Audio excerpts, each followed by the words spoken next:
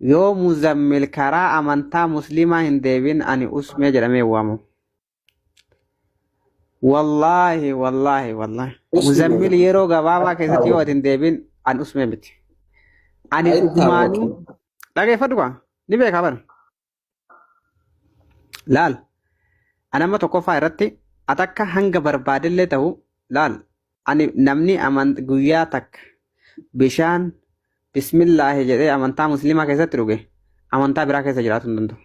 Hedduu agarree bara nama hedduu deeme. Miidiyaa kanarrattuu iyyuu akkuma argine namoota hedduu deeme garuu hundi isaanii baatii takkan bulan.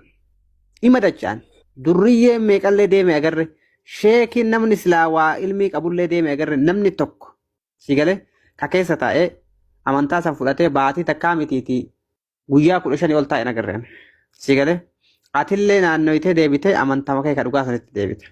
Kanaafuu ammallee wanni siidhaamu takkitti maa inni beektaa tokkoffaa irratti jechoota tokko namoonni hedduun of seenaniis dogongorsiisanii waan hawaasa kee amantaa musliimaa mufachiisullee waan garteetiniin amantaa wal qabatu tokkollee hin dubbatin.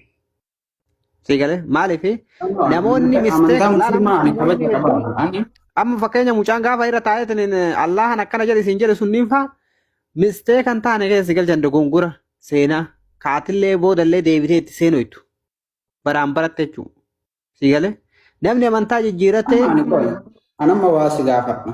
Anamma nyaacha jira moo sooma jira jettee yaaddaate akka yaaddutti. Soomaa jirta kaa? Maal hin beeyta?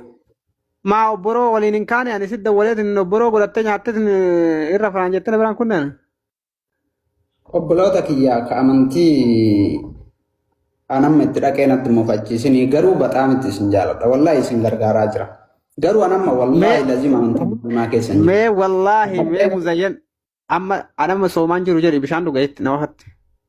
No akkasii miti. Ani wallaahi lazima amma amantii musliimaa keessan jiru keessaa bahee jira. Garuu isin gargaaru. Maa eda baate yoo shaadaa achii deebitee gara keessatti hin qabatin eda baate bar maal jecha san guutuu jedhamu. Hin qabanne wallaahi. Hin qabanne illee qabachuuf illee hin taa'u. Garuu jaalala isinii qaburraa jaalala amantii kiyyaa qaburraa wallaahi soomaa jira. Maashaallah rabbiin si haa qajeelchu.